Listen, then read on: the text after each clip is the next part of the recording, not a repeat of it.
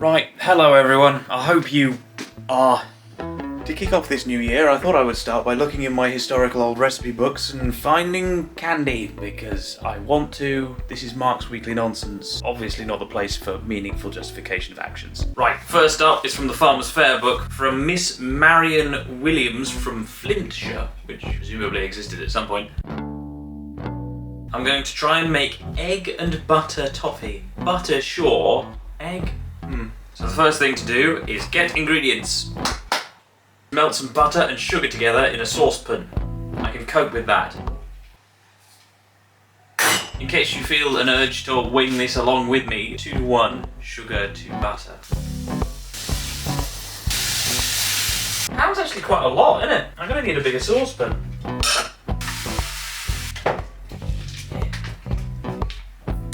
And I need to beat some eggs. Let's do this. Is it a problem that I'm still not really good enough at cooking to be confident I know what the difference between beating an egg and whisking an egg? Probably not. Probably fine. We better run out of batteries. So, the butter and the sugar are now melted together. Boiling. I don't know if they should be boiling, but they are now. So, right, beat an egg. Start with a tablespoon full of water. Chuck that in there. Chuck that in there. Chuck a pinch of salt into there. Then boil well for 20 minutes, stirring with wooden spoon continuously. I think I know what I've done wrong. I forgot the whole how eggs are eggs thing and do what eggs tend to do. And I think while, yes, they said melted and I wanted to make sure the sugar had melted properly, the sugar was boiling, and I think that means that it will be hot enough to cook the egg almost on impact. So I think this is going to be egg fudge. I think this is gonna be fudge with some cooked egg just sort of in it. I'm a little concerned now. I'm not sure. Now that I need to cook this for 20 minutes stirring continuously, I suspect those lumps of egg aren't going to go away. I'm going to keep going just in case. See you in 20 minutes. Okay, so we interrupt this riveting footage because I've realised what the next line in the recipe says. Pour toffee into 3 well-greased pudding plates or tins to harden. Now I might go a little off the rails and not do it on 3 specifically. Nevertheless, that means I need to get the tins out, and then I need to figure out how to grease them while stirring continuously. I know that quite a lot of making toffee and fudge and things is about timings, and doing things quickly or slowly or laboriously as is required. Yeah, I'm a little worried those lumps of egg have gone from white to black now, and there's still another 10 minutes of stirring. But yeah, so I'm now going to have to figure out how to grease a tin that's over there while still stirring this. Oh, there are lots of things.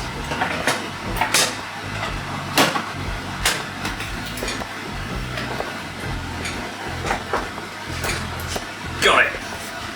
Yeah, I'm concerned by that. So I'm not going to grease it, but I am just going to use some paper on it. I don't like how much smoke is coming off this now. Oh, we're doing this bit now, are we? Oh, we're playing that game. Why does this happen so often? How? I have to open a window. Oh, hello. Knock over the camera. And then be worried by the amount of smoke in this room now. You're not on the flame anymore. Why are you still boiling? It's just not stopping boiling. Oh, shut up.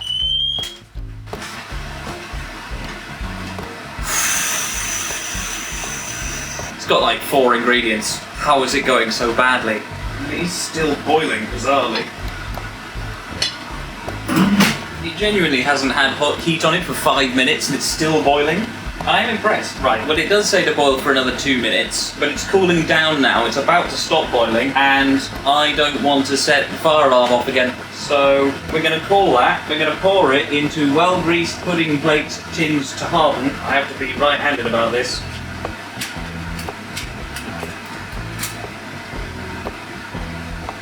If I were trying to be flattering about it, I'd describe it as having a rich, chocolatey look. That would certainly be a very flattering thing to say.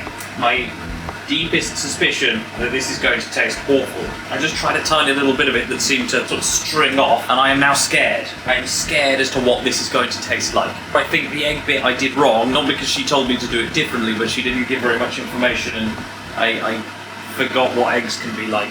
Is it worth trying to clean up the stuff that's glued on the floor? Or is it better to wait until it's hardened and break it off with a chisel? What a fascinating, terrifying substance. Yeah, we'll leave that to cool for a bit. And no, I'm not going to turn the extractor fan off while I wait. But while this is, doing its thing...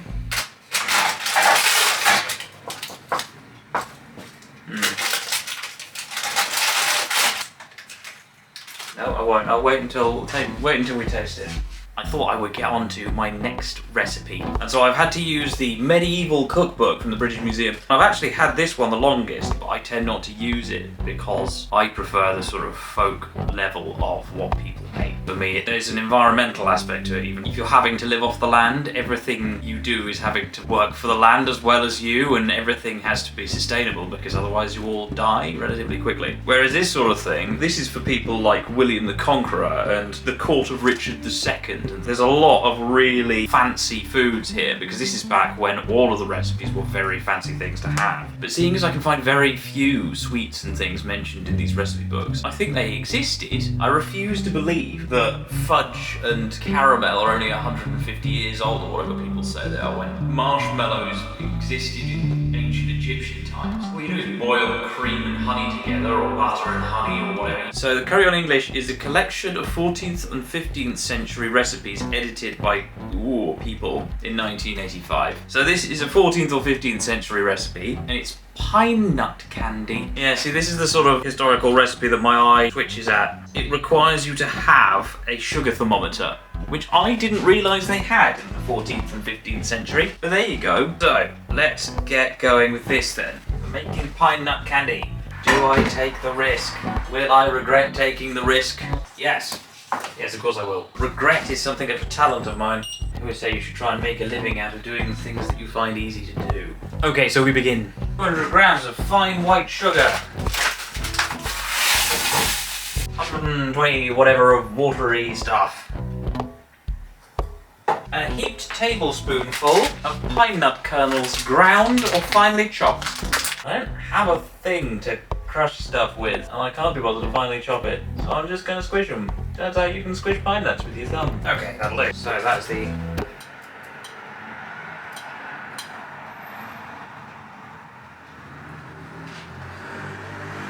I'm really not very intelligent, am I? The recipe quite clearly says put sugar, honey and water into a bowl. So shouldn't have put all the pine nuts in, should I? Okay, so I fished out most of the pine nuts. I'm not very clever. So this will still go catastrophically, but it might do it in a slightly different way now. I assume what's about to happen is that they're about to burst into flame or something. I'm assuming we'll set off the fire alarm again. So, put sugar, honey and water into a deep pan and cook over low heat until the sugar thermometer placed in it registers 110 degrees C. At once, turn the syrup into a chilled bowl and beat it hard for 2 to 3 minutes. Then beat in the remaining ingredients. There's some chaos that I quickly want to check on in the other room. I'll be back in a sec. Okay, you can't look now, but in the next episode of Mark's Weekly Nonsense, something has just gone well. I'm trying to record multiple at the same time. Christmas happens and you use up all the slack that you had in recording and the whole process and whatnot, and so you try and catch up in the new year, and it means it's even more chaotic in here at the moment. If I tried to put this as a single video with it accurate chronologically, it would be even more chaotic than it's currently looking. Sorry, but I'm going to start with this immediately. So I'm looking for 110 degrees. What have we got to? We have got 101, 2, 3, 4, 5. So, as soon as this gets to 110, I need to take it and put it in a chilled bowl that I've just put in the fridge. Well, I put in the fridge a few minutes ago. Beat it hard for 2 to 3 minutes. Well, I think it's too late to crush the pine nuts now then. I think they're just going to have to be whole. I'm going to be mixing it so ferociously, presumably they'll crunch up a bit anyway. I managed to do absolutely zero preparation to make sure I have the ingredients ready, even though I knew full well what the recipe said.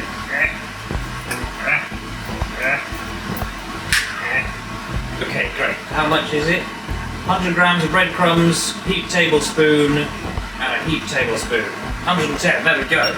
At once, thingamy the thingamy thing, and thingamy will want it, and stuff happens aggressively. Move that out of the way. Panic, Mark, you can be... Why not panic even more?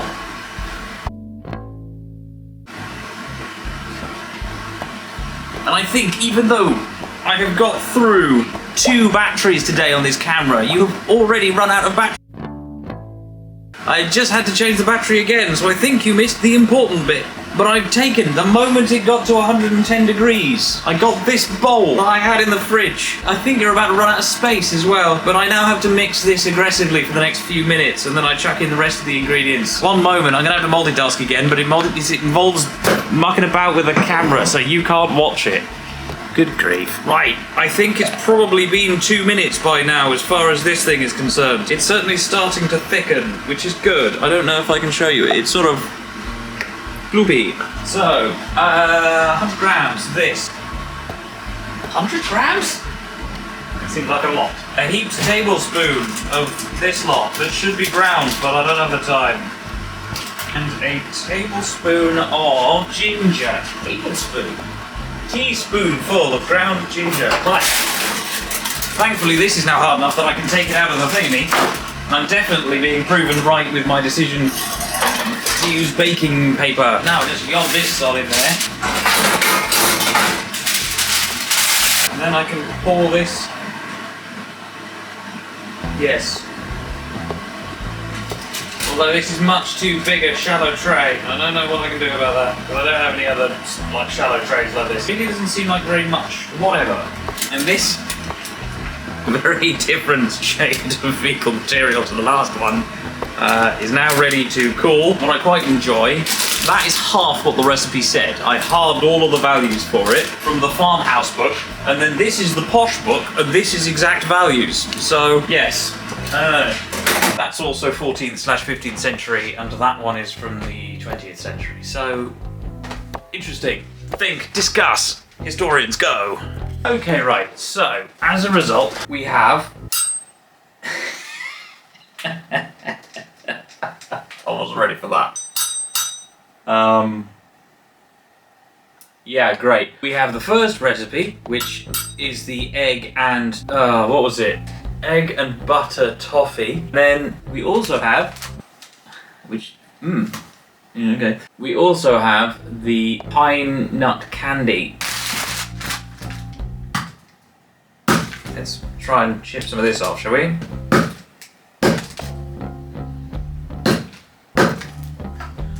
I've got so much to clean up. This is not helping that. Pick a bit off the side. I don't know if this is even good.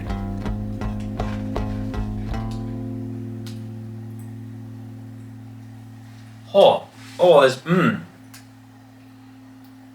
that is badly burned. I assume that's what I think has happened is those bits of egg that cooked immediately on touching the syrup have burnt to the point where it just tastes like burnt, like carbon, basically, just in amongst this. I want to try and give it the benefit of the doubt and get to the middle bit and see if there's any decent stuff or if it's just stuff on the edge. I don't know why that would be better, but just in case. Look how sort of intense and ominous that looks. What on earth? I would assume it's dark chocolate. But it is not dark chocolate. Can I break a bit? No, I'll just chew on it.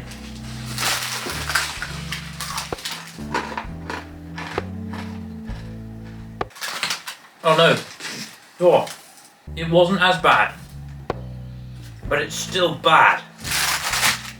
It's burnt. Somewhere in there, there's quite a nice treat. But it's going to take some redoing. Oh no. Okay, I'm going to get another knife, hang on. Having said that, I'm confident it's my cooking, not the recipe, that's making it taste awful. Because there's a nice little aftertaste somewhere in amongst the suffering. And then finally, we've got the pine nut candy, which is cold. I've just put it in the fridge for a quarter of an hour, but it's not hardened. The recipe definitely said it was supposed to harden. So that was an appalling attempt at a 20th century toffee, and this is another appalling attempt at a 15th century candy.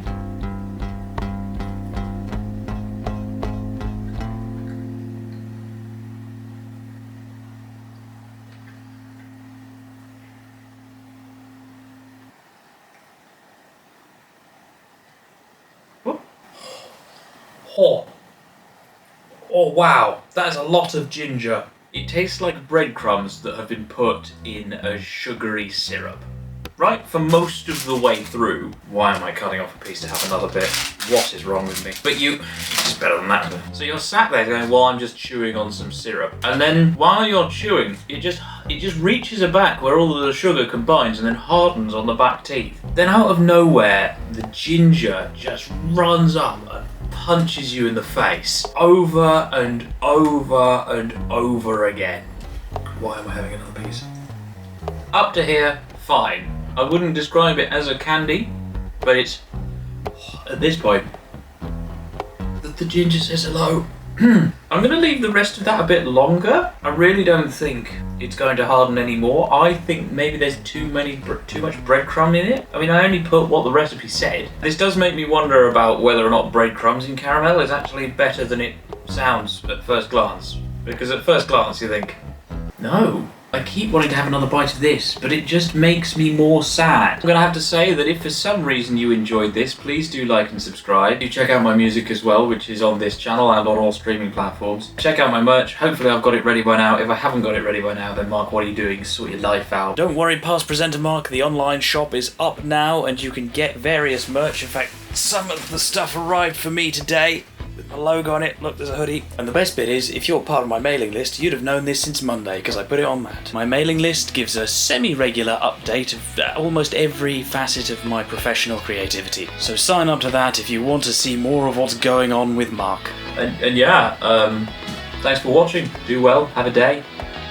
You've got one that can't hold a knife up in it, and you've got another. It chipped it. That's better than I was expecting.